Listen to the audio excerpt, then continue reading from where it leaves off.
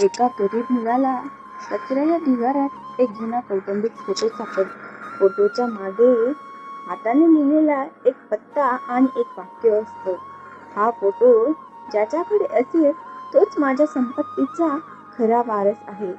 सुरुवातीला मुलाला ते खोटं वाटतं, पण तो त्या पत्त्यावर पोहोचतो आणि तिथे त्याची एक भेट एका वृद्ध वकिलाशी होते.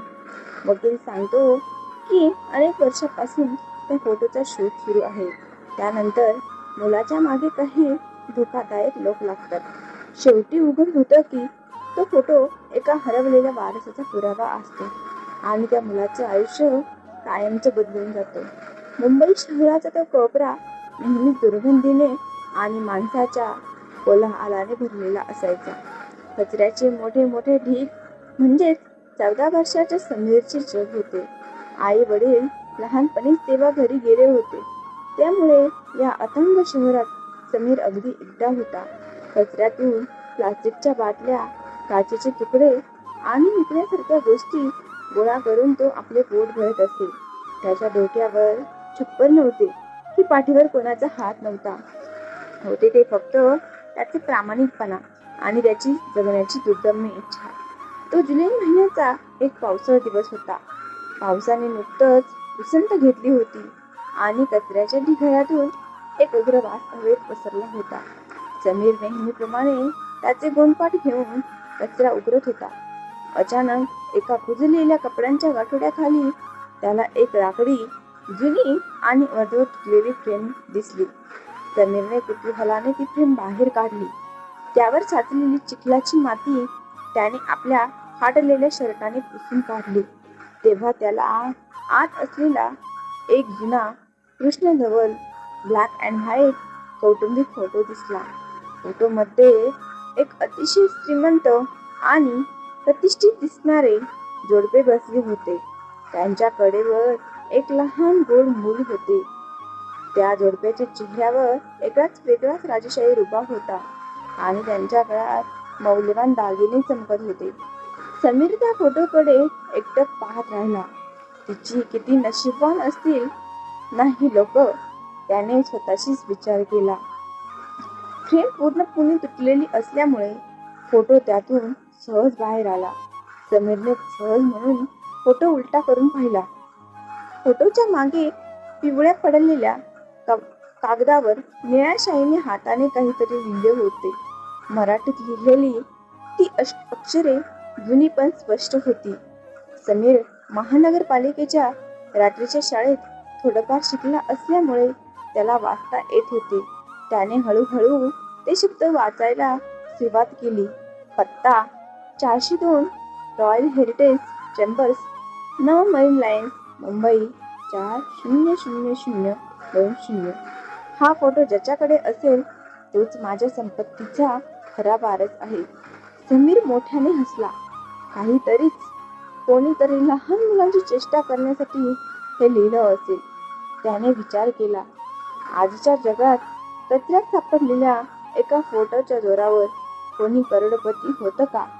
चित्रपट किंवा कथांमध्ये हे ठीक आहे, पण खऱ्या आयुष्यात असं घडत नाही याची समीरला पूर्ण जाणीव होती. त्याने तो फोटो फेकून देण्याचा विचार केला, पण त्या फोटोतील लहान मुलांचे डोळे त्याला कुठेतरी ओळखीचे वाटले. त्या डोळ्यांमध्ये एक अनामिक ओढ होती. काहीतरी विचार करून समीरने तो फोटो दुमडला आणि आपल्या फाटलेल्या विजारीच्या आतल्या खिशातून सुरक्षित ठेवून दिला. 2 दिवस निघून गेले. समीरच्या डोक्यातून तो फोटो आणि त्यावरील पत्ता काही केला जात नव्हता. मरीन लाईन्स हा मुंबईतला अतिशय श्रीमंत परिसर, जिथे समीर सारख्या गरीब मुलाला पाऊल ठेवतानाही 100 वेळा विचार करावा लागायचा. पण मनातली उत्सुकता आणि एकदा बघून तर येऊ या काय होतंय या विचाराने समीरला गप्प बसून दिले नाही. तिसऱ्या दिवशी समीरने स्वतःकडे असलेले सर्वात चांगले आणि स्वच्छ कपडे घातले, जे अर्थातच फारसे स्वच्छ नव्हते, आणि तो मरीन लाईन्सला पोहोचला. तिथल्या उंच काचेच्या इमारती पाहून त्याचे डोळे टिपू लागले. पत्ता शोधत शोधत तो रॉयल हेरिटेज चेंबर्स या ऐतिहासिक इमारतीसमोर उभा राहिला. तिथल्या सुरक्षा रक्षकाने समीरला आधी आत सोडण्याचा नकार दिला, पण समीरने अतिशय विनम्र करून आपल्या एका वकिलाला भेटायचे आहे असे सांगितले. अखेर त्याला आत जाण्याची परवानगी मिळाली. 4थ्या मजल्यावर गेल्यावर त्याला एका दारावर पिवळी पाटी दिसली. Advocate V.S. आपटे, हायकोर्ट. समीरने भीत दार ढकलले. आत वातानुकूलित AC खोलीत शांतता पसरली होती. भिंतीवर कायद्यांची शेकडो जाडजूड पुस्तके रचलेली होती. एका मोठ्या लाकडी टेबलाच्या मागे एक वृद्ध पांढरे केस असलेले वकील चष्मा लावून काहीतरी कागदपत्रे वाचत होते. त्यांचे वय साधारण 70-75 वर्ष असावे, पण त्यांच्या चेहऱ्यावर एक विलक्षण कराळीपणा होता. कोण पाहिजे बाळा? वकील आपटे यांनी चष्म्यातून वर पाहत अत्यंत मऊ आवाजात विचारले. समीरचा आवाज भीतीने थरथरत होता. सर, मला कचऱ्यात हे मिळालं, यावर तुमचा पत्ता आहे. समीरने खिशातून तो जुना दुमडलेला फोटो काढला आणि टेबलावर ठेवला. ॲडव्होकेट आपटे यांनी तो फोटो हातात घेतला. जशी त्यांची नजर फोटोवर आणि मागच्या मजकुरावर पडली, तसे त्यांचे हात थरथरू लागले. त्यांच्या चेहऱ्यावरील रंगच उडाला. ते खुर्चीवरून ताडकन उठून उभे राहिले.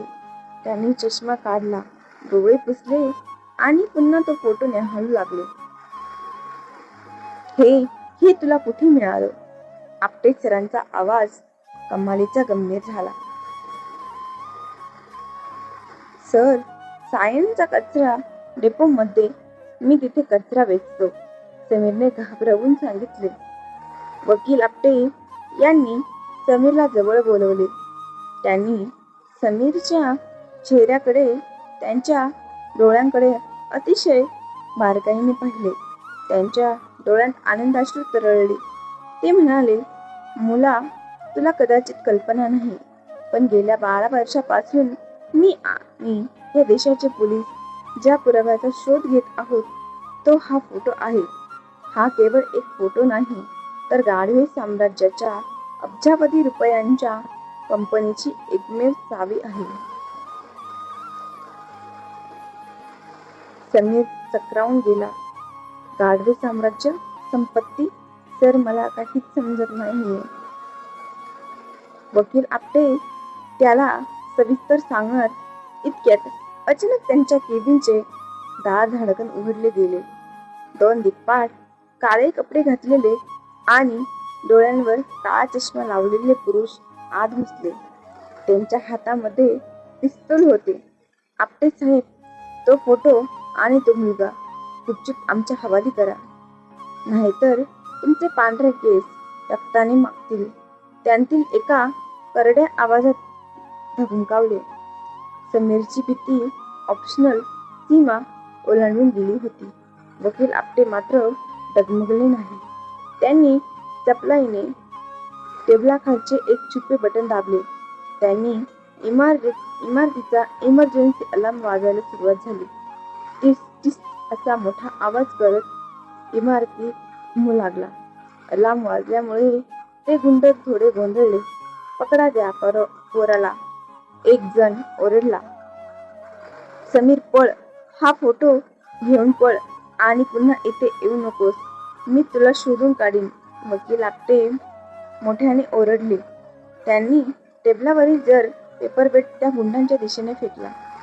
समीरने सेकंदाचाही विचार न करता तो फोटो खिशात तुंबला आणि केबिनच्या मागच्या बाजूला असलेल्या खिडकीतून बाहेर असलेल्या फायर एस्केपच्या लोखंडी जिन्यावरून खाली उडी मारली.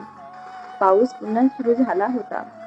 लोखंडी जिना घसरडा झाला होता, पण समीर मृत्यूच्या भीतीने वेगाने खाली उतरला. मागून गुंडांच्या धावण्याचा आणि ओरडण्याचा आवाज येत होता. समीर खाली पोहोचला आणि मरीन लाईन्सच्या गजबजलेल्या रस्त्यावरून धावू लागला.